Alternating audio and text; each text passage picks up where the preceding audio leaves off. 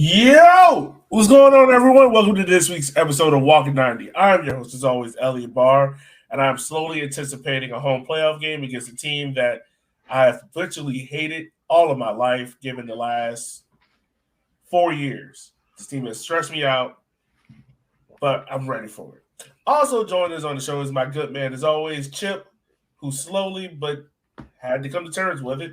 Yogi and Omaha did everything right in the first half, but slowly died off in the second half. How you feel, Chip? Yeah, there you go. kind of like Omaha season. Yeah, we'll talk more about that game. It was kind of interesting. And joining us, because Kyle Carr decided to go to Texas to go see his daddy and whatnot, is Mr. Ira Jersey, the OG, triple OG of USL League One Fun, which, by the way, if you did not know this, they still have a scheduled episode on the League One Fun YouTube page, which has been up there now for almost 2 years. That's a reunion episode, Elliot. Yeah, There we go. It's a reunion episode. How are you doing, Ira? I'm doing great. Great to be back. Watching a whole lot of League One the last 2 weeks. So looking forward to getting into it. And I have to admit, I wasn't able to watch much of the beginning of the season, but after the League Two season ended and a little bit of my time freed up, I was watching some Richmond, watching some Omaha. And it's nice to see a lot of the teams that I think helped make this league grow, both from the very beginning and also just dropping down or being an expansion team is just great, right? So talking about Omaha losing, we'll get into that game obviously, but it was great to see them make the playoffs yet again, and Richmond at the top. Elliot, you got to be happy, and I am happy. I am. So. I am excited, but man, I want to ask you this before we get into all the news and everything that's broken out, man. You've literally been covering this league since it started back in 2019. Like, what are some of the things that have surprised you the most in this 4-year growth of this league? Yeah, so I guess one of the things that surprised me a little bit is I was initially expecting kind of all of the MLS reserve teams to move down into League One, or almost all of them anyway. Maybe not the Monarchs and New York Red Bulls too, but for most of the but for most of them to come down, because it made perfect sense for kind of the as a development platform for that to occur. But so the creation of MLS Next Pro, by the way, worst branding ever, hate it. Creating their own reserve league was a little bit of a surprise to me. But at the same time, I think it's really good for the growth of soccer, because it just still means that there's going to be more players who play at a professional level, and it opens up the idea that you're not going to be watching games in 4 o'clock on Friday afternoons up in Toronto, right? You're just not going to have that happen anymore. Oh man, those were the days of the 4 o'clock kickoff. It was 2 years ago. It wasn't. Those were the days. Jesus. Those were the days, man. Last year, right? my playoff hopes last year rested on that 4 o'clock kickoff game. I was skipping work to go watch us play at a field no one was at. We had more people at the watch party than we were watching the game in person for Toronto to Union Omaha. Yeah, it's like by the airport, which I didn't realize too, which is like crazy. It was a weird location. Guys, let's go ahead. Let's hop into it, man. We got a lot to talk about. Quarterfinal matchups happened. We had Tormenta taking on Charlotte Independence. We had Chattanooga versus Union Omaha. I say we start off with the Tormenta Charlotte Independence match, which, by the way, if you haven't seen it already, we kind of tweeted it out there. But apparently the supporters group of Charlotte SC has written quotations mark, still out there. Whether or not they have written enough of a petition and are trying to take legal action against the league and the referees because of apparent bad refereeing within this game. First of all, welcome to League One. How funny is this? And two, how silly is this? Well, one, it's like, were you not watching League One all year? No, they were too busy watching MLS, and then they realized, like, USL League One will be the same. Oh, we're in the playoffs. Let's go. But it's like, right. I don't know. And I don't know. We beat this dead horse 1,000 times on this podcast. But again, does the reffing suck in this league? Yes. how do we solve it? Well, for VAR, it's like $24,000 a game. For goal line assistance, it's like $12,000 a game. We ain't doing that. Like, there are some options for the cameras and everything else, but the biggest thing, and this is the answer that no one wants to hear because it is boring and it takes a long time and we don't get to do it next week. We need to continue investing into refereeing so it becomes a full-time profession, and it's not like the supermarket manager from the next town over that's like the third official for USL 1 professional game. Because that's what it is right now. It's just people doing this in their spare time, probably making like $1,000 plus per diem. It needs to be a real job, and then you'll get quality and everything else with it. It's probably less than that, number one, probably. in terms of pay. And number two, I agree. And I think that the biggest thing that we don't realize about referees, and look, I'm a little bit of a referee apologist because I've been a referee myself for the better part of 30 years, is you think about these teams, right? These teams train 4 days a week, and then or maybe 5 days a week, and then play a game on the weekends. So they do their job 6 days a week. Referees actually only get to do their job 1 day a week. So if you think about it, right, it's not like you can do, maybe you do it 2 days a week, right? Maybe you have a midweek game and a weekend game, but you can't realistically do it more than that because, you can't run, right? Referees run as much as midfielders do. If you just look at the stats and just look at their biometric data. So it's not the kind of thing that you can learn overnight. And it takes a long time to become a good referee, and you have to, really think on your feet. It's very difficult. And so really what we need, and one of the ironies here is that the more games we have and the more games year round we have, the better referees will ultimately get, right? And it just takes it's going to take a lot of effort to do that. Yeah, it will take a lot of effort, but it's just the jokes write themselves that a club whose owner is out there, some Ultras group decided to be just the same way. I'll let you write that joke yourself. Let's go ahead. Let's turn our attention to talking about this game, man. And I think this game pretty much displayed all the positives of Charlotte FC, Charlotte Independence, my bad. But at the same time showing all the negatives of Charlotte Independence. If you look at what the first 10 minutes, Charlotte looked to be on the front foot. Tormenta really seemed to be caught up in like the playoff moment. It kind of seemed like they kind of got taken aback by it. But overtime, who we'll talk about it and his admission into the USL Team of the Year and whatnot, second team. But it had a wonderful strike in the 8th minute mark, really at the top of the box, coming down the right side. And this is for someone that's not that best of a defender, but I don't see any way how you can defend this outside of TJ Bush. Probably just got his footing wrong on this goal. What you guys think? Well, I think one thing is that if you're defending a guy making a run like that, is you have to touch him and body him a little bit. Just make him. I'm not saying necessarily to be the last man and get a red card, especially in the 8th minute, right? That would kill your team. But at the same time, you just need to get in there and get a body on the player. I think everyone was so worried about. I don't remember who was making the recovery run, but someone was making the recovery run, and if that person had fouled him, he definitely would not have been the last man. It would have been a yellow card.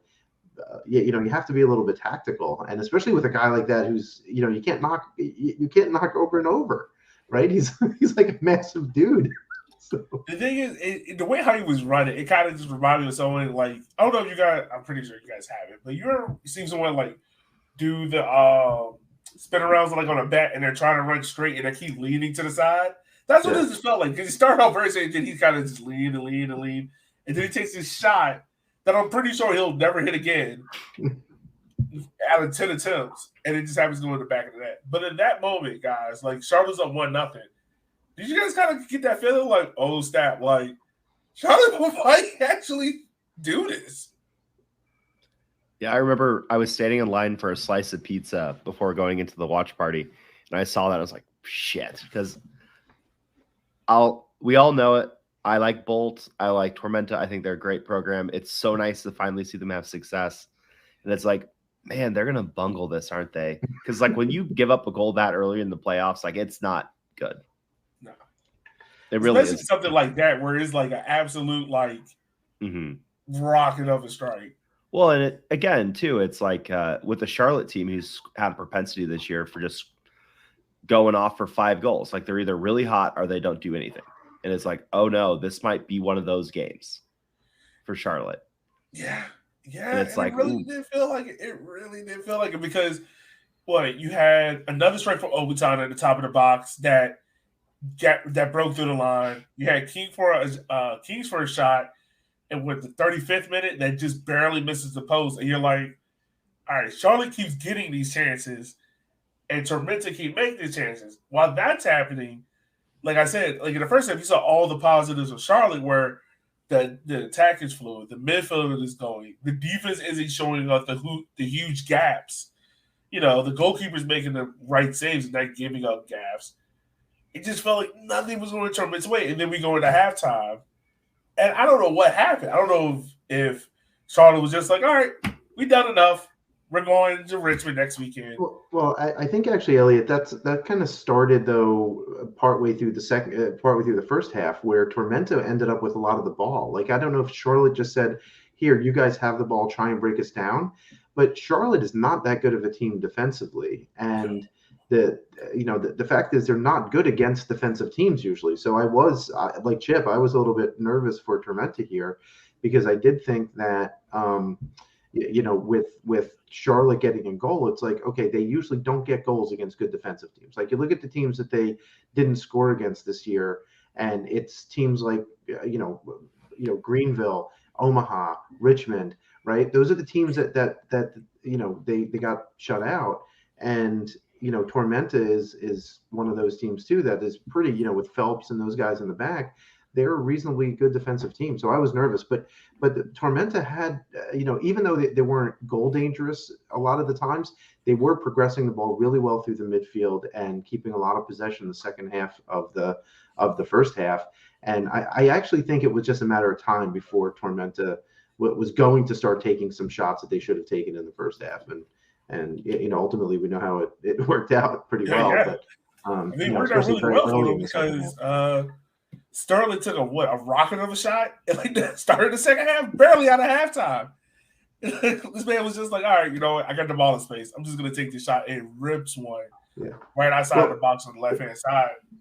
So Elliot, it was a good shot, but one of the things that created that shot was the switch, right? So remember, so in the you wound up the ball wound up gets switched to the right, then back to the left. And if as that was occurring, the Charlotte defense then got pretty unorganized, and Sterling was able to find that little gap right in front of the D, and it was an awesome shot. But the fact is that someone had to close him down, and no one did. And because no one did, he got all kinds of time to wind up and just strike that ball very sweetly. Yeah, no, he did. And at that moment, I was like, all right, things are not balanced out now. Like I said before, you saw all the positives of Charlotte. We also saw all the negatives of Charlotte when it comes defensively in this game because I gotta say, after that shot from Sterling went in, I don't know what happened, man, but Charlotte just turned off. They turned off mentally, defensively. You started to see gaps open up. You started to see Kingsford and Sterling and Bill Hart get into the half spaces more easily.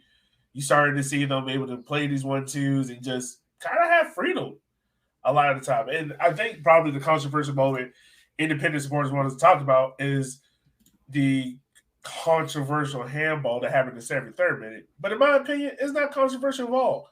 If you go up and look like you're about to swat a volleyball or a basketball in the air, we're calling this. Like we're not calling this. Well, right. If you have to slow it down like it's the frickin' Zapruder film to see it, like it's not like an obviously missed handball. No. Yeah, and those are one of those ones that are really difficult. And if memory serves, the referee did go over and check with the assistant on the near sideline, and the assistant, basically said, either he said I couldn't see it, or it was like no, it wasn't a handball. So it was one or the other. Right, and it's one of those things where I hate to say it, like if you put yourself in that situation, is going to get called. Like you can't. And it's just a mental lapse. It's just truly a mental lapse, you know. Well, if they call it the other way, then you have Tormenta fans complaining that it wasn't a handball, and so it's kind of like, Right. you know, you put these refs in this situation where there is a no-win situation. Right. And no win situation at all. And then, oh my fault, I totally forgot about it. The red card that happened from Charlotte FC. Chip, I was about to say Sterling got taken down. Right. But this literally comes. Look, we've seen this over and over and time again from Charlotte, where they put so many numbers up top, like they put so many people forward that this Charlotte team really lacks from having a good number 6. I know Cease is a good midfielder, but he's not a number 6. You know, they truly lack like an offensive midfielder, and if they have that, this play doesn't happen because literally, like. Sterling blow past one Charlotte defender, and his name is escaping, but the guy that takes him down right in front of the box, like it's pretty much like Acosta. It was Acosta. Yeah, Acosta. Yeah. If he doesn't take him down, Sterling it'll go 1-on-1 with the goalkeeper, and he's not missing that. Yeah, it's definitely a denial of an obvious goal scoring opportunity, right? Mm-hmm. But what makes this play happen, and I agree with you, if Charlotte had a decent 6 who was able to cut out passes. Dangler hits that ball to Acosta. It's got to be a 45-yard through ball right down the middle of the field. How was no one able to cut that out? It was just amazing, right? So either it was I have to watch it again. It's because it's been a couple of days since I watched it. But Dangler, I think he's the left center back, right, next to Phelps. Mm-hmm. When he hits that ball, I think it was just great vision from him just to know that Acosta was going to be making a run. That Sterling was going to be making a run, and Sterling just gets in between the two center backs, and the ball just meets him there perfectly. I don't know if that's something that they practiced, but it was a pretty impressive pass, and Sterling did a great job shielding the ball enough that Acosta had to take him down, or it was going to be a goal either way. Yeah, and that's just the weird thing about Charlotte. We've talked about it a couple times on the pod that they're literally the all gas no brakes team. Oh, yeah. Like the top of their attack is like crazy. You have Oberton, who's played in the Premier League. You have Ibarra, who everyone thought was going to go up to MLS. You have Mbuyu, who is the biggest robbery of the award season. And then you have a bunch of like guys that it's like, you can't even name their starting center back. Either of them, any of them. No. The only difference I can name Acosta only because he got a red card. Yeah. Yeah, that's it.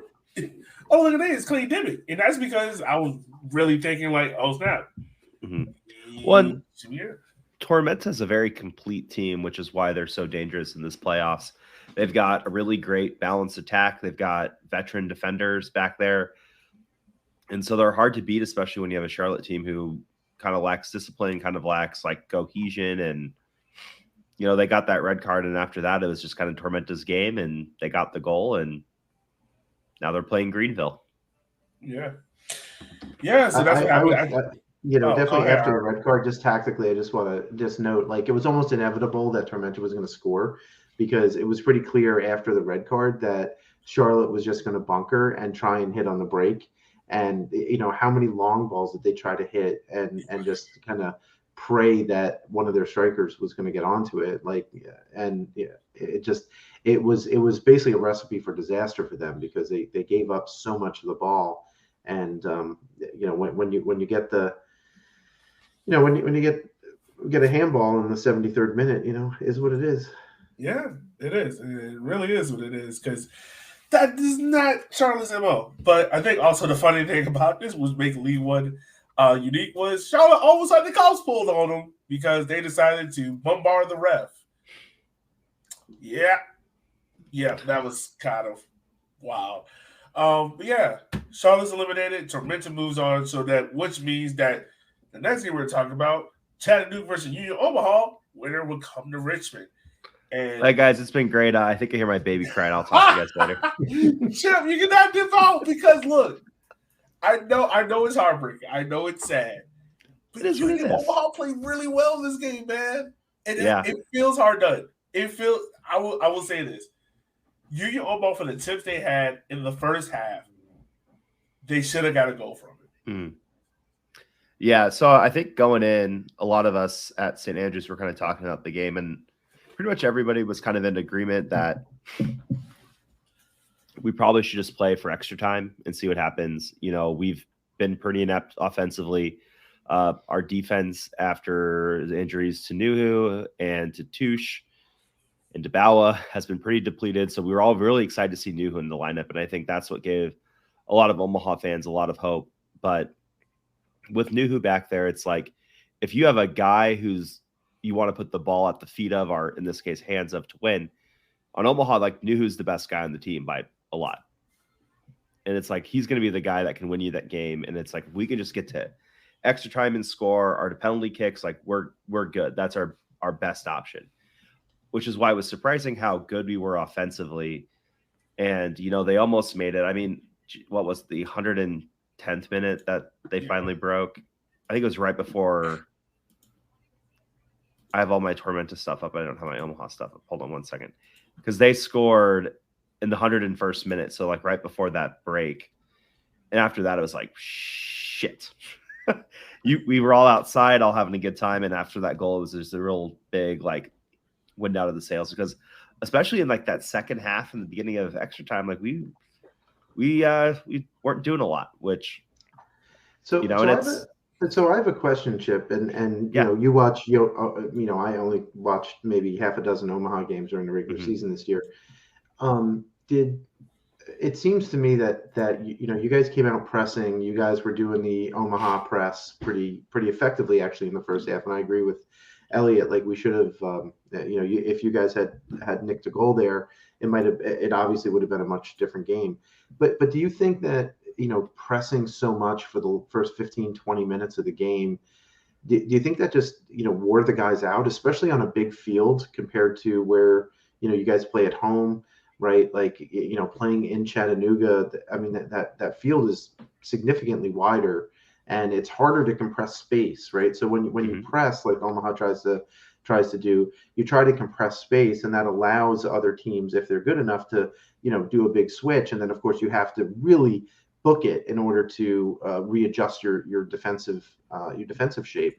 And I think it's really difficult to do that on a bigger field when you're not used to it. So I feel like that's why in particularly in extra time, you guys were just dead, right? They just weren't walking. You're on the road. It was not a great situation. So I almost feel like maybe you guys were saying, hey, just don't concede whatever you do, and we'll go to kicks from the mark and see what happens. But it was unfortunate that you guys weren't able to get one early, because that really, I think, set you back quite a lot. Well, I think that's my fault. I will just add at this point as well. I think a thing that a lot of people might not have called on to is when Chattanooga made their changes, because right about the 60th minute mark, they bring on Galindres and oh God, I can't remember his name, but they bring on two other players. And the way how Chattanooga was set up beforehand, Chattanooga was sitting back a lot. Like they were kind of like absorbing a lot of pressure because the way how Union was just once again doing that Union Omaha press of just like condensing the space, making everything very narrow, very direct. And when Chattanooga bring on Galindres and whatnot, and Teixeira and Galindres are two different forwards. Teixeira likes to come a lot into the half spaces, the one that try to collect the ball at his feet. Where Galindres is full blown, like I'm getting behind and I'm obliterating the space in front of me. And Chattanooga probably stepped up, I probably say like 10 feet, but that 10 yards. But that 10 yards they shifted up and initiated their press. It truly took Union Omaha a while to try to figure it out. Mm-hmm. And I think a lot of why they did what they did is because we have a lot of offensive guys that were on the bench, and a lot of them are like the same dude. So I think a lot of it was let's press, let's hope to get early, and if we want to keep pressing, we just sub out the entire starting lineup up front, which is what they did. So it was interesting. I think, again, that's kind of how we've been scoring this year. There hasn't really been like an offensive identity since the beginning of the season. We kind of had the same thing. So like no Meza for Omaha this year was very similar to like Evan Conway in Omaha's first year in 2020, where he started off the season super, super hot, but then teams figured it out. They figured out this is the only dude that you guys have. we're going to have 5 guys push him off into the corner, and then his only move is to do a cross-field cross to get out of it and try to do something. And so they figured him out, and then we just didn't really have anybody else that panned out offensively. And so it was like, let's press, let's hope for chaos, and then just have our D back there to stop the counterattack, and it just didn't work. And that's kind of been how Omaha's been the last couple of games. So it's weird seeing them play the way they've played, especially because it's like they're doing what Omaha has done successfully in the past. They just aren't getting the results just because they can't find a goal to save their lives. Yeah. Yeah, it truly is. It feels like that. Like, or the back line, they find a goal and the back line breaks. Yeah. They look like Wall Maria out there. Right. And look, this is nothing to take away from Chattanooga, from all the jokes that we made on them last week. Like, Chattanooga played this game well. Mm-hmm. And this goal that they scored was, I gotta say, man, that's as soon as I saw, I can't remember the Union Omaha player's name, but he goes for the tackle on Michigan, and as soon as he misses, I'm like, that's a goal. Gabriel, like Claudio. Even before he shot it, I was Gabriel. I was like, that's a goal. Like, just how, wow, he just missed it. Yeah. So, I mean, if we want to talk, do you want to talk about the goal? We probably should, right? I mean, it's it was the winner. So, definitely, the Red Wolves definitely looked a lot better in extra time. I think even better than they did at the end of the second half, like the last 20 minutes. Like you mentioned, Elliot, about some of the substitutes. The substitutes came in, and I think it took them like 5 or 10 minutes to kind of get into the game. And then kind of by the time they got to extra time, they were kind of fully integrated into the game. Roth is so good. I mean, Mensigan is a top tier player in this league, right? He's up there, and obviously he's getting some of the accolades that he deserves. To move in the midfield like Mensigan does, you have to double team him sometimes, and I feel like Omaha just didn't have the legs at that point to be able to have the balance of their defense and just have someone covering for guys stepping to Rafa, and it was really, really good, and then in extra time, the Red Wolves were able to pin Omaha back, and that's not how Omaha plays, right? Omaha plays more open and tries to, doesn't want the ball, and being able to pin Omaha back, I think was actually it was a good both tactical and strategic plan going into extra time by the Red Wolves, and they executed pretty well. So although that being said,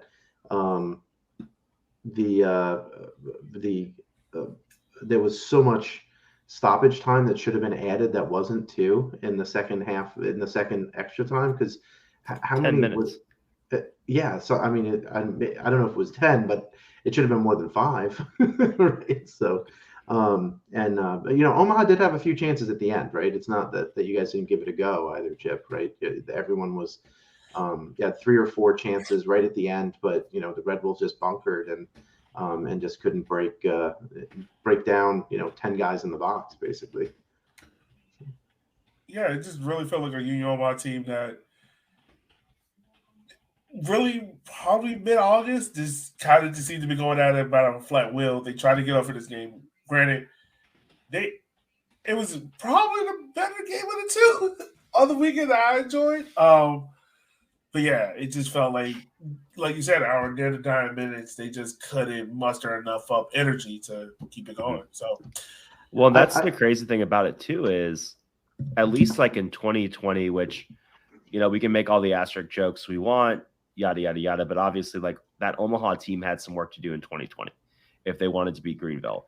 But we knew what they had to do. They had to find a guy or two that could score. Yeah, and they did. They found Hurst, and Hurst opened up Conway, and that just opened up the entire offense for Omaha and made them the juggernaut that they were in 2021. I mean, what does Omaha need this year? Well, we need a center back. We need a right back. We need another center back. We need left wing. We need a right wing. We need 2 strikers. It's like it's a laundry list of things. And it's like, even if these guys are under contract still, you're going to have to make some tough choices as a front office because there's a lot of rebuilding to do, and it's not as simple of a rebuild as it was from like 20 into 2021. And so it'll be interesting to see what Jay does because there's some talent on this team, but there's definitely areas that need to find improvement, whether that's through player growth in the offseason or through new signings. Yeah, it really feels like a Union on my team that's kind of coming to the end of a cycle. It's kind of like, that rebirth of it. If Jay Mims is still there next year or not, we'll see. You think that that's a real possibility? I mean, he's done great with the team so far. I mean, you need to, I'm not saying it in terms of him getting fired. By one goal in extra time. I mean, geez. No. I'm not talking about in terms of him getting fired. I'm talking about in terms of like if another club comes in and like. This is the bit he's been doing all year with Mims and Harks, saying they're going to MLS teams, random MLS teams. I'm all about, if we're going to talk about player progression, you should talk about coach progression as well. Yeah. So, it's we should talk about that. I mean, if we're done talking about the game, I think that is interesting. Of course. So I think the issue is going from a USL League One or USL Championship team and going to Major League Soccer is that you probably need at least some experience in a Major League Soccer, technical staff, whether it's as having been an assistant coach or as like a technical director, a sporting director, like what Tab Ramos did, for example. Claudio Reyna did rather with NYCFC for a little while, right? Something like that, because the structure of MLS is so complex, and understanding all the roster rules, like quite frankly, running a USL team has to be so much easier than worrying about all, you have your roster budget, right? Like your owner says, here's how much you're allowed to spend, and don't go over this, and come to me for transfers or whatever for the modest ones that we've had. But when you go to Major League Soccer and you have all these crazy roster rules and all these 3-letter acronyms for the amount of money you're allowed to spend, it's way different, and it's going to be much harder. It's one of the reasons why when great European managers come over here, a lot of times they struggle because they're not used to saying, I can't just pay a guy $1 million. I need to get targeted allocation money and all this other stuff. Right. Well, look at Miami. Yeah. You break all the rules, and you will get fined $3 million or something like that, right? That's the wage budget for a team for a year, excluding DPs, right? So it's so I think it's a little bit harder than you might think. That being said, like would a deeper pocketed championship team want one of those guys? Maybe. Yeah. Look, I can think of one team in South Carolina that can use Harks right now, and I can think it ain't Greenville. I'm talking about Charleston, and I'm thinking about maybe a couple of teams out west that can use Jay Mims' help. Just put that out there. Well, I think that's the most interesting part of that conversation. Again, we all know we don't have pro rel in the United States. We're aware of that. But I think, like, if you're a top-level coach at a USL1 team, why would you want to go to, like, a bottom-half USLC team? So I don't have to deal with you anymore. This is more to serve my personal interest. Well, it's like, unless they're going to pay you like a lot more, which they might not even do that. But it's like, I don't have the money to go keep up with the Phoenixes and the Louisvilles and Tampas of the world. The expectations are a lot higher. It's a lot harder league. I'd rather just be in League One and like win. And I'm going to wait for one of those like top 7-8 jobs in USLC to open up. And hopefully they call my number. Like, who the hell wants to coach at Loudoun? Who wants to coach at Monterey Bay? Like, who wants to coach the Las Vegas Lights? Like, no one. It sounds like a personal problem. I'm just trying to get you out of League One. But no, I think it is interesting though, because I think for coaches themselves, the math's a little bit weirder than for players, because obviously for players moving up a division, they're probably getting paid more money. It's more exposure. It's growth potential. For coaches. Like it's a job, and it's like you might at Harks being a technical director at Greenville and the head coach might be, what he's looking for. And even if they say, hey, we'll pay you $10,000 more to coach in championship, it's like, well, I don't need that headache. I don't need all this extra stuff. I just want to cash my check and retire. Harks right now is the only coach I say that is prepared to go up to MLS, but will he do it? Probably. Well, we've talked about this before. It's an optics thing too. Like, I'm not here to debate who's a better coach. I'm not here to debate who would do better at MLS. But if you're an MLS team and you hear, hey, so we've hired Jay Mims. He's a guy who never played professionally in a top flight league. He's coached a League One team 3 years, and he's our new head coach. You're probably going to say, like, what the hell are you guys doing over there? Like, instantly you're going to piss people off. Hark's at least like, hey, That's we hired cool. Harks. He's a national team player, former national team captain, awesome guy, played professionally. It's like, yeah, that's the guy. That's the guy. Like, people would be excited about that. And, maybe J-Bim is the better coach, but you're going to piss off a lot of fans finding it out. I think for MLS, what is it MLS about? Protecting ownership's value in their investments. Well, that's what it's about. That DC United did not wait to the end of the year to just do the right thing and be like, we're going to bring Harks in. And you would have got an instant success. But instead, we bring back Wayne Rooney and take the entire thing. Well, yeah, and Harks is interesting for DC too, right? Because he's club legend and stuff as well, right? Like, I was at RFK Stadium for MLS Cups back in the 1990s, so I remember seeing Harks play in the midfield there. But I think I guess one of the questions is for a coach: would you be willing, like if you're Jay Mims, for example, and you have aspirations of coaching in Major League Soccer, would you be willing to go as an assistant coach somewhere first for a couple of years, right? Learn the systems, or maybe be a technical director, or like the head of the academy for like the U19s, or coach MLS Next Pro, right? Which is technically the same level as what you're doing now according to US Soccer, but are basically reserve teams and not necessarily trying to win, right? That's trying. He actually came from Real Monarchs. Yeah, he came from the Monarchs. Yeah, no, he came from there. Yeah, so, but he was in the academy system, if memory serves, right? He wasn't in the. He coached a few games for Monarchs when there were some coach suspensions, and I think they fired their coach, but not like anything consistently. Right, but he didn't help with roster builds, right? And I think that's what was my point in Major League Soccer versus League One or Championship, is just your roster build has to be much different. And you're really trying to get that blood out of a rock. Yeah. Because there are all sorts of weird, wonky levers you can pull to do stuff and get better and better players. And I've said this about League One a couple of times, our championship more. It's like, how crazy it would be if like Warren Buffett's like, you know what? I'm going to buy Omaha. Here's $500 million. Just like go nuts. We're gonna create a Galacticos on the plane. Like, we're going to do all this stuff because there are no rules. As long as you stay under the national player cap or the international player cap, you're good. But even then, I can buy more international spots. Yeah, like you can go to a team and be like, here's $10 million for all of your international slots. They're probably going to be like, yeah, okay, we'll take that. Give me that. Not even $10 million. Here's 100,000. Give us 5. Bet. There you go. So, yeah, we can have a whole other conversation about coaches. Darren, you should drop in the chat, and we won't share how much you guys paid for that international slot this year. Yeah, would be interesting to know. But another interesting thing, we'll move on before we talk about the semifinals. Guys, we got to talk about this USL all-league first team and second team. So I'm going to go through the list, starting off with the first team, and we can discuss whether or not we think who should be in and who should be out. So up top is your forwards. You have Grant McCauliffe from North Carolina FC. You have Emiliano Terzaghi from Richmond. You have Jonathan Bolaños from Richmond as your midfielder. You have Jose Carrera Garcia from Chattanooga Chattanooga Red Wolves. Omar Cease from Charlotte Independence. JP Sears from Union Omaha.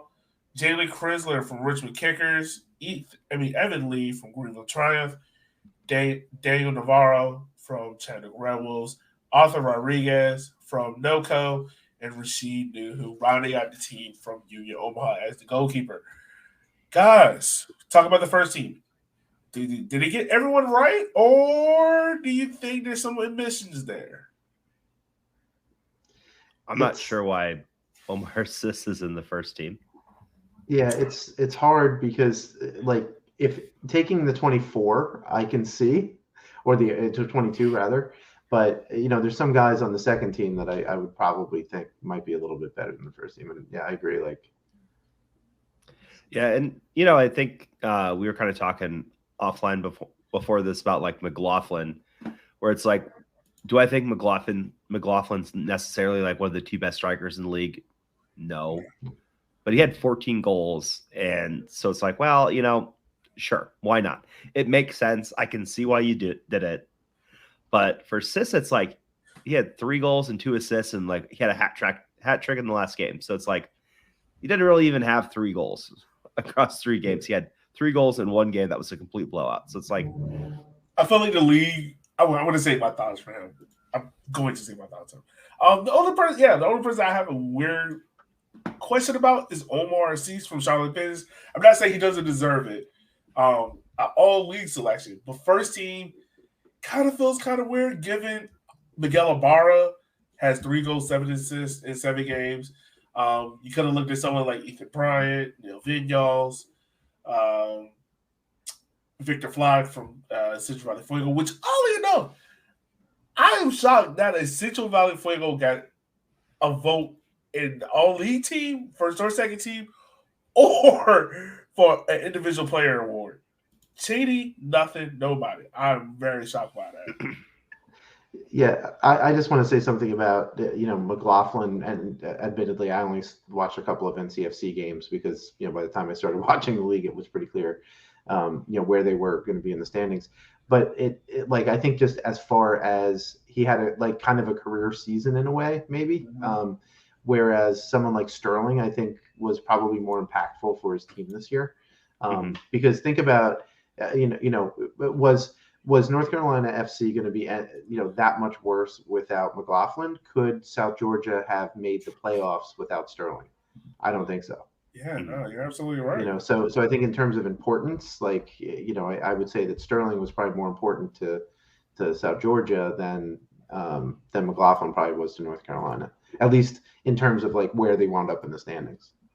But you also you want to say when a guy scores 14 goals, I think that was the second most in the league, right? He's gonna make one of these 2 teams for sure. Yeah, he is. Yes. So we move on to the second team, and this is where the controversy comes into for me. Not with this individual name, but you'll figure it out. Starting off with the forward line, we got Ivan Apara and Keziah Starling starting at the top. In midfield, you have Gabriel Cabral from South Georgia Tormenta. You have Mo Espinoza from Chattanooga Red Wolves. You have Cabral Ovington. In the midfield, you have Luis Perez from FC Tucson. Jake Dillinger from South Georgia Tormenta. Brandon Fickey from Triumph, which, funny enough, I think he's the only player to be in the USL Team of the Year, first or second, 4 years in a row now, which is kind of impressive. Mikey Maldonado from Fort Madison, Timmy Mel from Chattanooga Red Wolves, and Akira Fitzgerald gets into the all-league second team as well. So, guys, second team, I got to ask, how did Overton make it? How did Michigan not make it? How did Mbuyu not get a sniff? And how did Cheney not get a sniff? Well, I think we talked about this too, where it's like, of all the Charlotte players to pick, you didn't pick the guy. Right. So I think we all had, last week we were talking about people who were a deadlock for the first team. And I think we said Bolaños, Terzaghi, and Mbuyu. And we're after that, and Rogers. And it's after that, it's you could really make an argument for anybody, but those 4 are kind of the ones that were you kind of got to have all 4 of those guys in that first team. And then Mbuyu doesn't make any of them. And you pick 2 guys that he's light years better than at the same position over him. And it's what are you doing? It's weird. Because in the years past, and in years past, if you go back and look at when they've done the league, and I know this doesn't really matter, but they've done a 4-3-3. This year they decided to do a 4-4-2, and they kind of pigeonhole themselves in it because they're oh snap, we can't put in a third forward.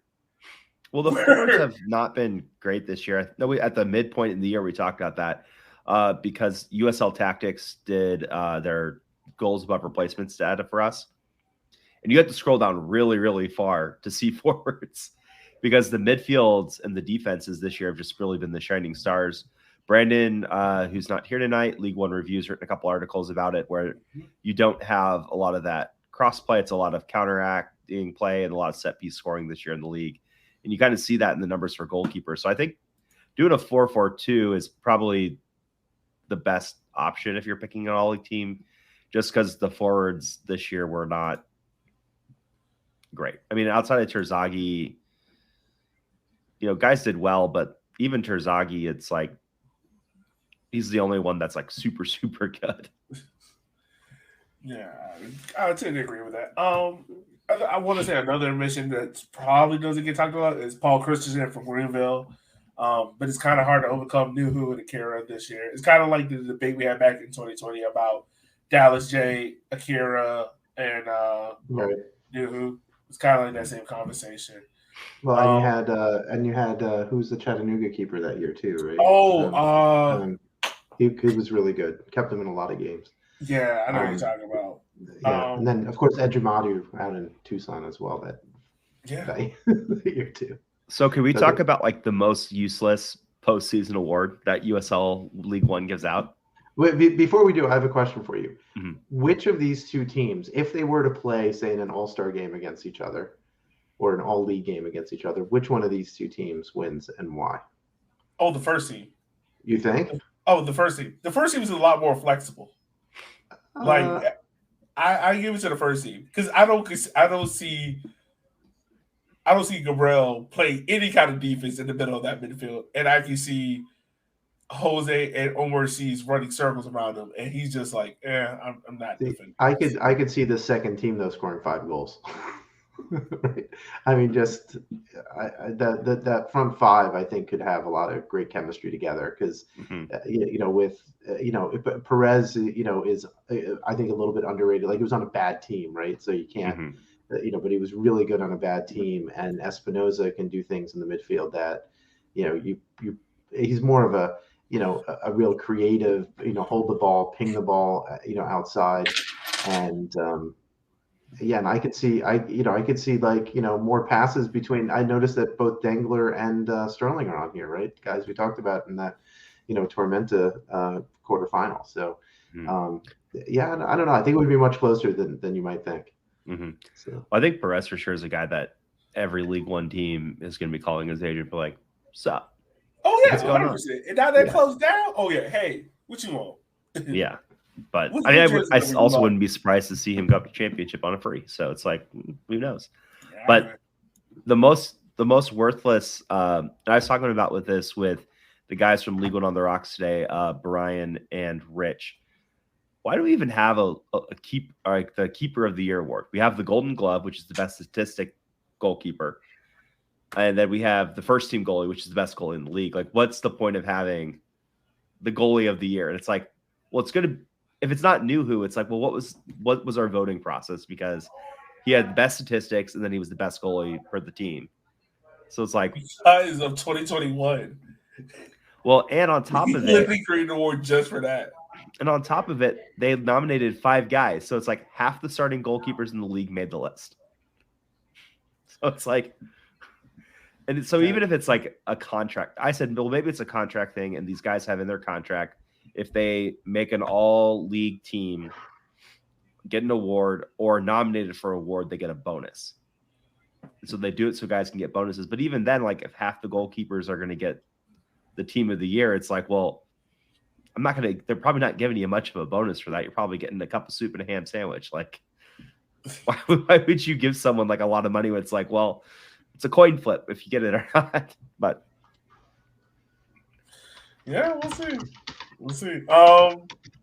Yeah, we'll take a break and talk about awards. We'll go back to the awards.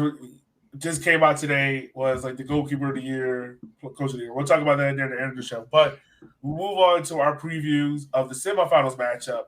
Where we got some good matchups coming up. So Saturday, 6:00 is that 6:30 normal time here.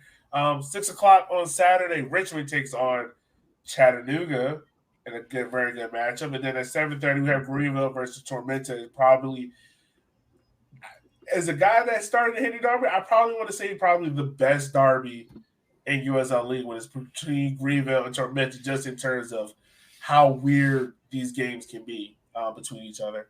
So let's start off with Richmond versus Chattanooga. Season split. It was an even split between both teams. Guys, what are the styles of plays for both teams? How did both teams kind of set up? How are they looking to win this game? And what are the do's and don'ts for them to win this game? I don't know, Yogi. How does Richmond play? Well, I'm glad you asked, Chip. Richmond really loves. So I will say this: we have started implementing more possession-based into our style of play, where we can't just have that diagonal ping it ball to Bolaños. They've done a lot better job of that. There's a little bit more thoughtfulness when it comes up to possession play. I will say that we still struggle at times with set piece defending. That's how most of our goals have happened this year, but it's not like the initial set piece. It's more so the clearing up of it, kind of like the second ball opportunity that happens, and when body and limbs are just flying all over the place. But outside of that, man, like defensively, this team doesn't give up a lot of good quality shots.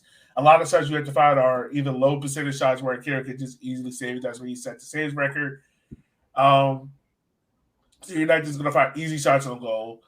You have to worry about Bolaños and Terzaghi.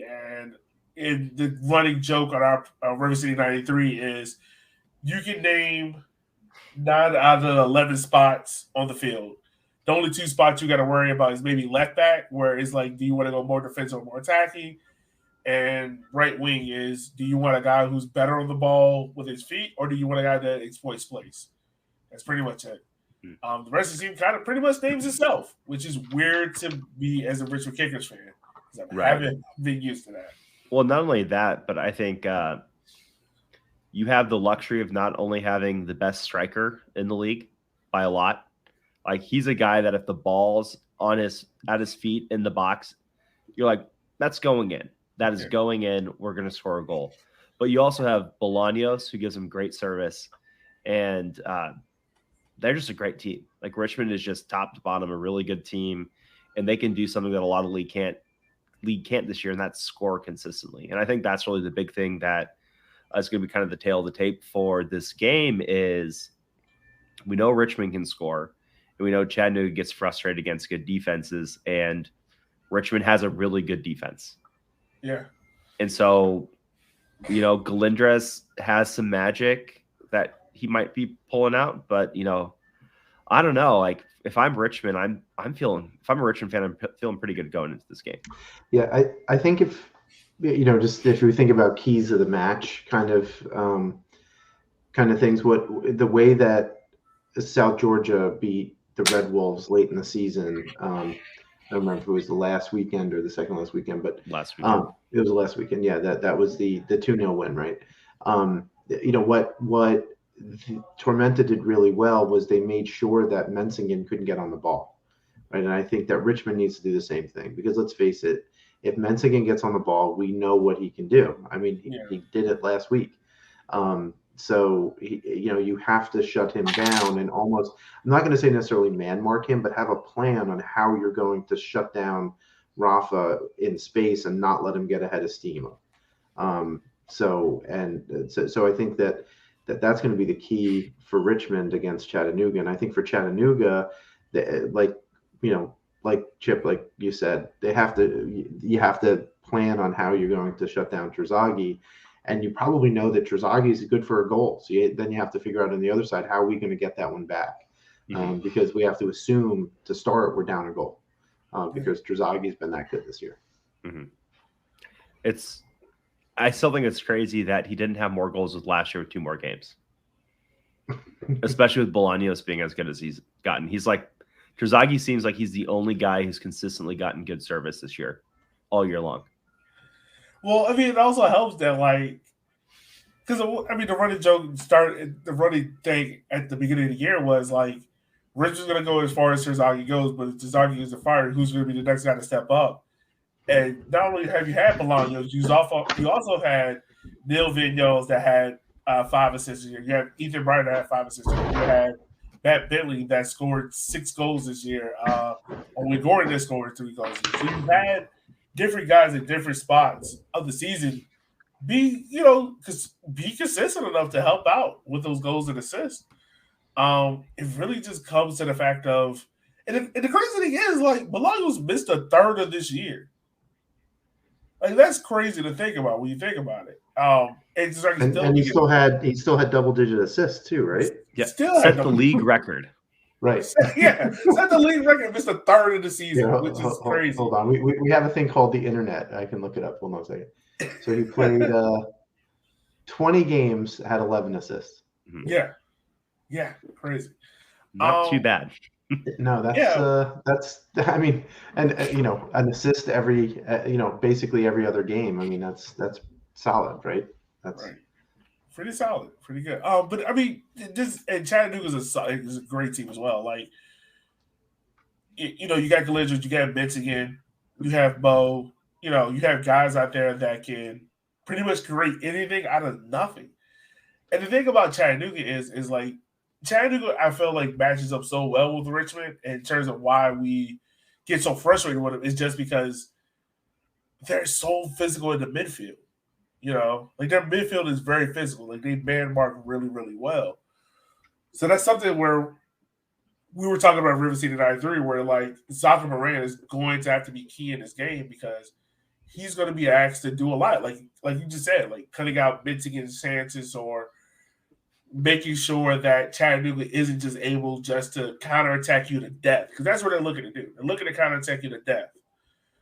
It's kind of like the oldest measure where, like, Barcelona used to cut you by 1,000 passes. Well, Chattanooga's looking to counterattack you into oblivion by 1,000 cuts. So, yeah, that's kind of how I'm feeling about it. I feel, and talking to the team today, man, I can see it in their face. Like, I was like, all right, this team is ready. This team feels a lot different than the team that went out there last year to FC Tucson and lost back-to-back games. The last week of the season ended the playoff matchup. Well, I think, I think you have a reason to be, right? Like, you're going to be in front of a home crowd. You guys pulled in, a sellout crowd for the last game of the season, and so it's going to be an electric atmosphere there.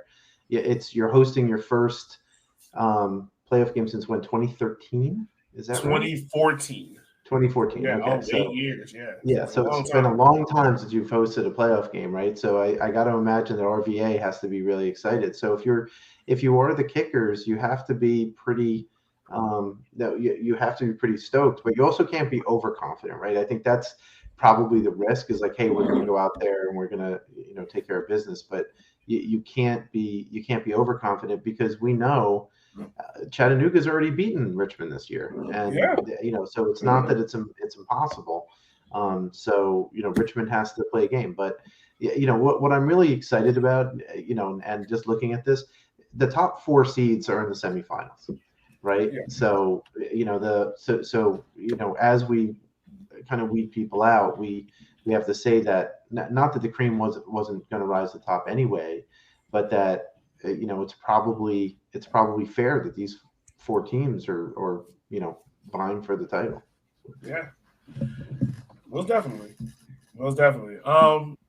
God, I want to ask you guys this before we move into the next game. But who do you think is going to be the standout player to watch in this game? For me personally, I put Ethan Bryant. If you watch him over the last 10 games, his form has really gone up to a whole different level. So much so that he's been put in the Young Player of the Year voting. But I think he's a clear person to watch out for. Who do you guys think you guys got to watch out for?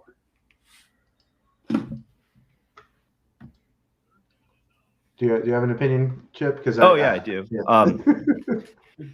So I would say it's either Mexican or Galindras. Like we said, we already know Richmond's a good attacking team. We know they're a good defensive team. We know they have one of, if not the best goalkeepers in the league. And if you're Chattanooga, Mexican and Galindras, you better hope one of them has a game. Yeah. And if they get shut down, they go quiet, who's going to score? They don't really have the guns for it. And I think that's like the interesting thing is if they have a game, Richmond's in, and if they don't, it's probably over. Yeah. Ira, what about you? You got an opinion on this one? So I'm going to say if the Red Wolves are going to have a chance, it's got to be Aviles, right? It's got to be, it's going to wind up being the Red Wolves goalkeeper. So I think that's kind of the player who has to have his really great game if the Red Wolves are going to have a chance at this, because I do think that Richmond's going to be up for it, and I do think that they're going to get a lot of chances. So on the other side, yeah, I mean, on Richmond, it's hard to say anyone except Terzaghi, right? Like, if well, I guess it's player to watch. You could say Bolaños, right? Like, there's too many players almost at Richmond, but I think on the attack, right? If Richmond's going to win in regulation, it's got to be one of those two guys is going to make some magic happen, and going to probably have to. Yeah, there we go. All right.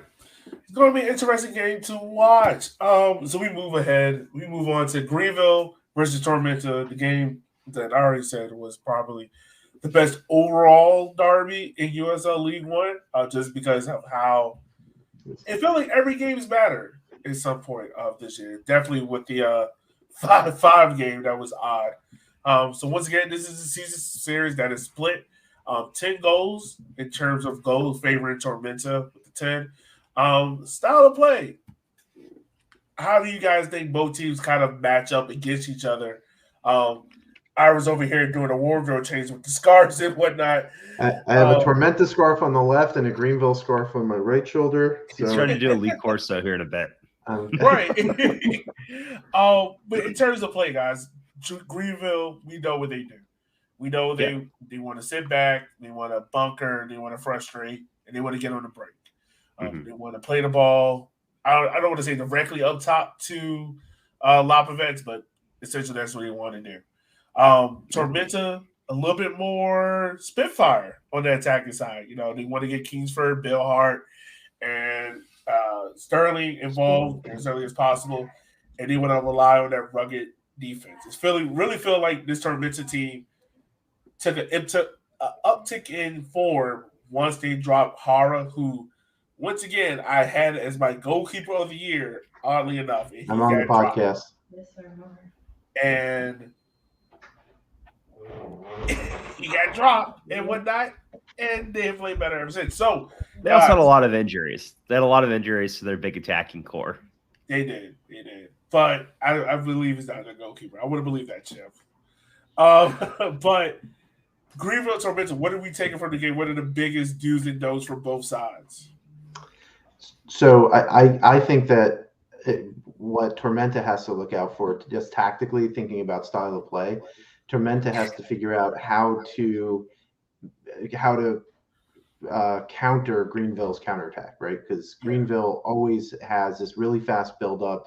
It's not always long balls either, right? But it's really quick buildup through the midfield and then attacking, going reasonably direct. Whereas South Georgia, on the other hand, likes to keep the ball a little bit, which kind of plays into Greenville's hand. So I'm a little bit, it was nice that Darren was on the podcast. Darren Van Tassel was actually listening in on our stream here.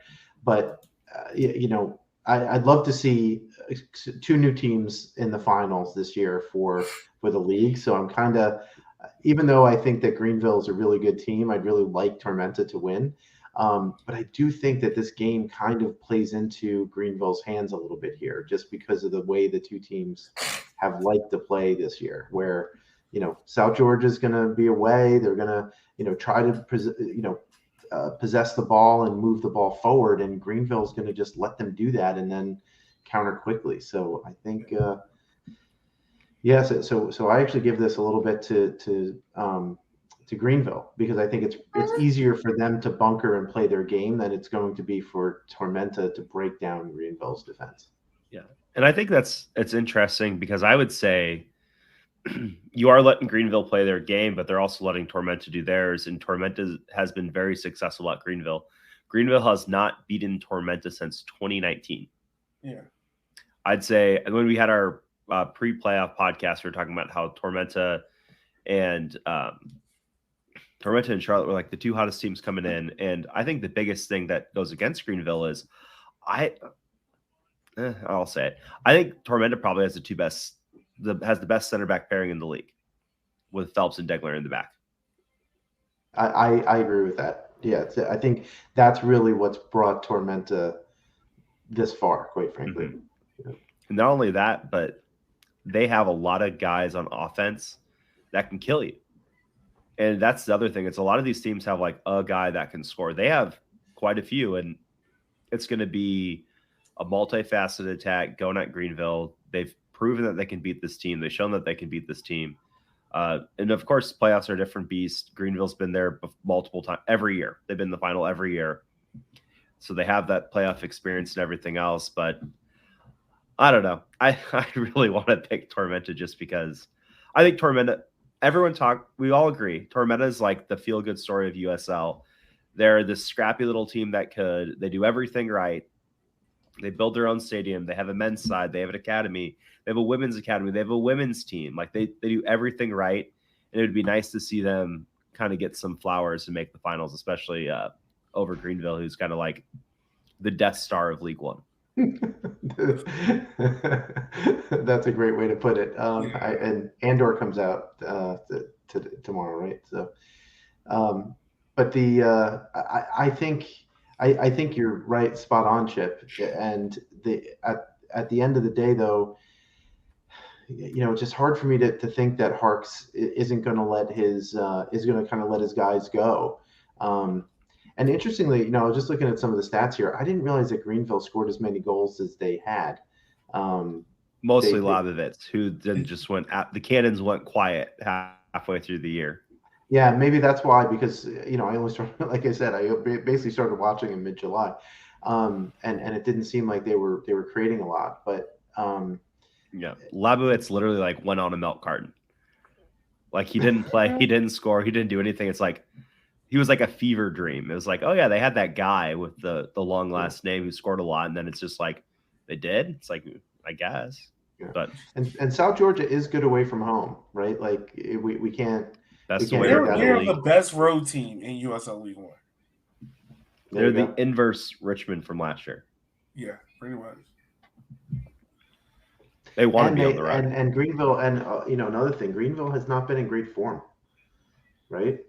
No, they haven't. Both Richmond and Greenville, and that's like why it's so crazy that Omaha, despite being 10th in the league in points per last 6 games, was still able to like almost get second in the league because no one else wanted it. Richmond kind of had some struggling form. Greenville had some struggling form. Tucson was tearing up the table.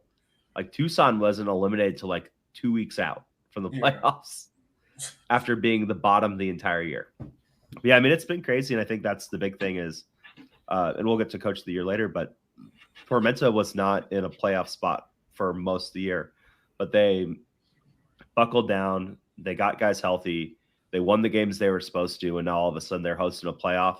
They hosted a playoff match last week, and now they're on the cusp of going to USL final after being the worst independent team in the league besides North Carolina last year, who I wouldn't even count North Carolina last year as like the worst team just because they didn't try to play. Yeah. Well, and if you think about that, I was talking earlier in the show about or actually it may have been before we actually went on the show about the challenges of building a whole new team altogether. And when you look at the South Georgia team, most of the starters were signed at the beginning of this season. So it is a relatively new team. It's not like there were a piece or two. And maybe that's, just goes to how, the roster was able to be developed, because besides, there's only 3 guys on the roster that I remember from last season. In the starting lineup, I should say. So. Oh man, I don't know who to pick for this game, man. I don't know. It's an even matchup. It's a very even matchup. It's hard, and that's good because it should mean it's hopefully an exciting game. But if we say it's an exciting game, it's going to be like a 5-0 blowout in one direction. So maybe let's not. I just want a 5-5 game all over again. That's what I want. I want that. Did you see that one, Ira? I did. So I watched it afterward. I didn't watch it live, so that was great. Yeah, I was being bougie, and I was at a wine tasting, and my phone just starts like blowing up. What the hell is happening? It's like, oh, I have goal alerts on for this game. And now there's 10 goals. Yeah, FOT mob sometimes just goes crazy. So that's what I want. I want that again. But it's not going to happen. It's a Greenville game. It's not. Well, how great would that be for the brand of USL 1? It's like a 5-5 barn burner. It would be. It will 5-5 barn over this season, which has been stupid and crazy. Has Greenville scored 5 goals in a single game at all this year? Yeah, the 5-5 game against Tormenta. Game. Other than that, yeah. Charlotte got 5 versus North Carolina in the final week of the season, correct? It was 5-2. No. Did Greenville, other than that game, did Greenville score 5 goals in any other game? No. I mean, not that 5-goal games happen that often anyway. They don't. But. I mean, I know Charlotte lost by 5 outside of that one was a 3-1 over North Carolina. They got 5 goals scored on him versus Chattanooga Red Wolves. Yeah, that was something. I don't know, man. If Tormenta scores first and it's early, it's going to throw Greenville off. Like, it could really turn into that Union Omaha game, the championship game last year, where Union was scoring early and it was kind of just like, all right. Well, but that's like the thing about Greenville is everyone in the league knows how to beat Greenville. But can you do it? Yeah. Like, it's like, yeah, score on us, and then, you are probably going to win, but you have to score on us first. And it's like, Right. So I don't know, man. I'm favoring Tormenta, but that can change over the course of time. But right now, I'm favoring Tormenta. Yogi's just going to put 2 tweets up, one saying I picked Tormenta, and then the other one being I picked Greenville, probably so. And then he's just going to quickly go and delete the other one. Game, man. Delete the other one. Oh, I forgot about this game. I just sorry. I'm just looking at Greenville's record. They lost 5-1 to Chattanooga. I forgot about that game. Yeah. I did watch it. It was another one I watched kind of on delay, but yeah, that's another team with some weird results is Chattanooga because they have that 5-1 game. Then there's a 7-1 game over Charlotte. It's weird. I swear, a lot of results this year have been weird.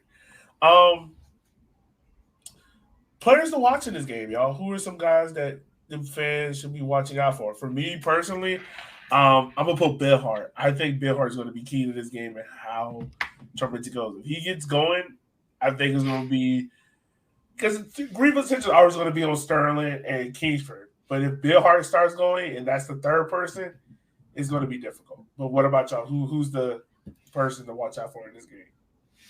So I think it's Heckenberg kind of playing in a defensive midfield position because he's the guy who's going to have to stop the Greenville counterattacks. Because if the counterattacks wind up getting any momentum, then as good as Phelps and Dengler are, I'm not sure they're going to be able to stop some of the Greenville attack, right? I mean, the Greenville's good at the counter, so the counters has to be stopped early, and that has to be stopped by in the midfield. It can't be you can't rely on your center backs all the time to just put out fire after fire. That's just waiting for disaster. Yeah. What about you, Chip? Got to go with Dengler and Phelps. Okay. That's gonna be the key. We know that Greenville's going to defend. We know that Tormenta's going to attack. But can that center back pairing hold? Yeah. And that's the big thing is they got to, because that's one of those things where all of a sudden things are going great. 5 seconds later, Greenville picking the ball out of the back of your net. So those are the guys that are going to have to stop that, and that's a tough task. Will be a tough task. Will be because they can get vertical really, really, really quick, and it's scary. It is. So it's going to be interesting. It is going to be interesting. So we go ahead. We're closing out with the individual player awards that were announced today. So started off with Goalkeeper of the Year finalists. The winner of this award will be announced on Monday on Halloween. So you got Paul Christensen, Karen Fitzgerald, Rashid Nuhu. Defender of the Year is going to be announced on Tuesday, November 1st. You got Jalen Cresser, Daniel Navarro, Arthur Rodriguez. For Young Player of the Year finalists, which is going to be announced on Wednesday, you have Ethan Bryant, Omar Sis, and Ryan Jimba. Comeback Player of the Year, which is this a new award? Well, it's got to be, right? There was no one to come back from like 2 years ago. Right. Well, even this year, it's like half of them. It's like they were out for a little bit this year. Yeah. Comeback Player of the Year, that will be announced on. Oh crap! I was crazy, but that will be announced on November 2nd. You got Aiden Bellhart, Daniel Navarro, Nathan Schultz. Coach of the Year, Ian Cameron, Darren Sawatsky, Jimmy Weekly. That'll be announced on Thursday, November 3rd. So on our show, we'll know who'll be the Coach of the Year.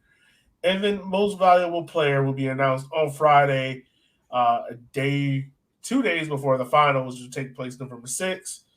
You got Jonathan Bolaños, Emiliano Terzaghi, and Arthur Rogers. So, guys, I just went through the whole list. Are there any that sticks out to you as this is a must-win or any surprise omissions? Well, I'm going to go out on a limb here and say that Richmond will win the Most Valuable Player. There we go. Or they'll split the vote and Rogers will get it. You know, we actually talked about today at the press conference. We were like, what happens if there's a split vote? Can it be co-MVPs or they split it so much that Rogers ends up winning it? But I think it's going to be Bolaños. I think Bolaños gets MVP. Yeah,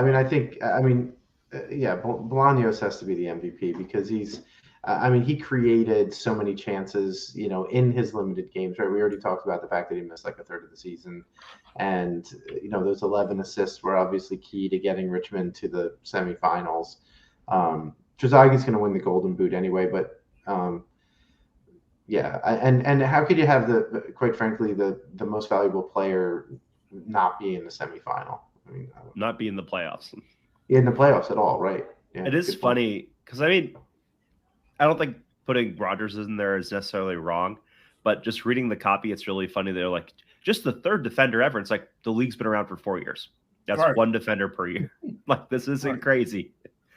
In fairness, I think last year's Dami, I'm trying to think who the other one was. Connor Antley. But the thing is that all been attacking left backs that truly were wingers.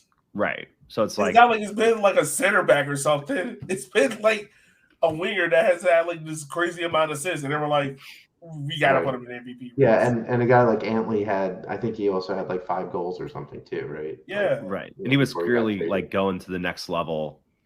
So it's like, well, we look kind of silly not having him in the MVP when he's like for sure going to championship next year. Yeah. Right. You could argue someone like a Dangler or Phelps might have been more important to South Georgia than Rogers was for NOCO, right?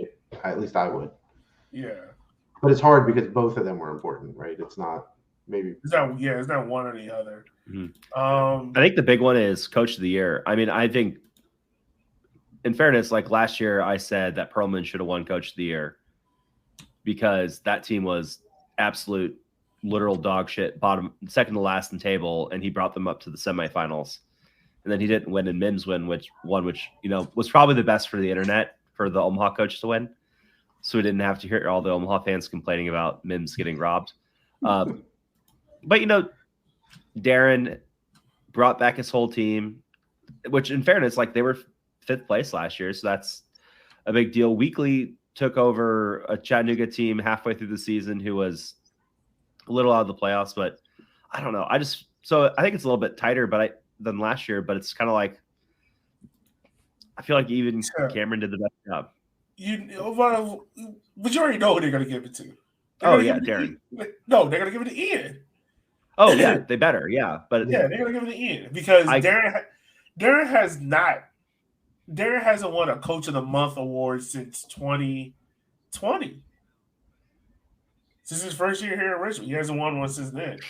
And Ian's already won 2 this year alone. Yeah, and when and at this level, like we were talking about before, you also have significant amount of say in the player signings and stuff. It's not like you have a massive front office staff doing all the scouting and everything. So I think given that it was almost a complete rebuild of South Georgia, I think you have to give it to Ian. Yeah. Darren did a good job, and I think that these are probably the three most worthy coaches who were nominated. But Ian Cameron is, I think, the most deserving, regardless of what happens this weekend in the semifinals. I think for Coach of the Year, I think it's the one where it's like the most obvious, but also the one that they're most likely to mess up somehow. Yeah, because they'll end up giving it to Darren because Richmond was top of the table, right? But see, would it be undeserving? But it would be like it would be wild. Like it would be wild that they gave it to him because they haven't nominated him for Coach of the Month. Because it's like every time Derek could have won the award, another coach had like a crazy month. Like FC Tucson September had like this amazing month where Derek could have won. Omaha's August. Yeah, Omaha's August. Madison's beginning of the year. Like, yeah. And just kind of looking at these young player, I will say it's nice that we don't have the MLS teams anymore because it's like actual like dudes on teams that are good that like made a difference, as opposed to like some random dude on Fort Lauderdale that it's like, who's that? Because you stop paying attention to them halfway through the season because they didn't do anything. Yeah. Yeah, I mean, Young Player of the Year is an interesting award because Ryan Jibba, I forgot he was a young player, but he did a good job for you, Omaha. Yeah, he's a JUCO guy, so he did graduate JUCO at pro. Yeah, and Omar Cease. Like, where did he play? I've seen him play, but I can't say. So he is from Salt Lake, and apparently Jay has had his eye on him since he was out at Real Monarchs. I just realized he was in Chattanooga's system because he played at Park City Red Wolves. Mm-hmm. So he was in Chattanooga's system, and they lost to the Union Omaha. Wow. Would you rather who'd you rather play for? Yeah, this is also true. Yeah. And I think Mims had known about. He was a known quantity to Mims. I'm probably going to mess up the story, but I think they wanted to bring him in the first year, but they thought he needed a little bit more polish. And obviously we had Dami from another JUCO guy from Iowa Western across the river, who obviously has moved on to bigger and better things. And it'll be interesting to see what happens to him this offseason. Yeah. Yeah. I mean, between that and Defender of the Year with Jalen, Daniel, and Arthur, I think Young Player of the Year and Defender of the Year are probably the two that it could go either way, and I don't think I would be mad. I don't know. If you're nominated for the MVP and you don't win the Defender of the Year, and you're like, feels like you've already tipped your hand. Yeah, probably so. In fairness, I'm not really sure how they even vote on this. So it's the executives, and so it's make sure I got it right. It was done by the team technical staff and executives. So 22. Is it in the top of the article? And I just completely missed it. Yeah. I was just gearing up my hot takes. I wasn't reading the fine print, but guys, any last things before we wrap up the show? It's great to be back on. It's always great to have you on, Ira. We love having you on. We know you got everything going on with Real Central New Jersey, who we're real Central New Jersey. Central New Jersey. There's actually legislation in the state legislature right now to designate Central Jersey as an actual region within the state. So we're very excited about that. So. All right. There we go. I guess while we have you on here, do you have any League One news as it pertains to Real Central New Jersey? No, nothing I could divulge. But we're gearing up for our third USL League Two season, and we're still very involved. We're actually joining the USL Academy next year, so we'll have the boys team in the academy and women's team at the Academy Cup in the spring. So we're excited about that with some of our partnerships with youth affiliates, and we're looking at stadium options and things. So building our fan base over here. So we're really excited about what's to come, and working with the league on a couple of other projects as well. All right. Well, we love to hear it, Aaron. You know, we're always rooting for you and wishing you the best, man. Guys, it's going to be an exciting week of football. Because what you got NWSL final going on, Finals, you yeah. got USL Championship quarterfinals Uh, going on. I want to say that's MLS, right. yeah, MLS semifinals. You got USL League One semifinals. It's sad that American soccer is slowly starting to come to an end because I'm missing my midweek 10 o'clock games that I can just throw on the TV and enjoy.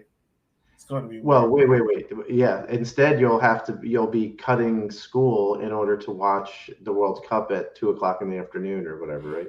Oh yeah, by then I'm not teaching class. The kids be on their own by then. They'll figure it out. But yeah, guys. As always, I want to say thank you guys for taking the time out of your day, listeners, for watching our show. Because without you, we couldn't do this. Remember, you can reach out to the show anytime you want to on Twitter at Walking90. We will holler at you guys next week, where hopefully I will be celebrating a final. Holler at you guys next week. Be easy. Be safe.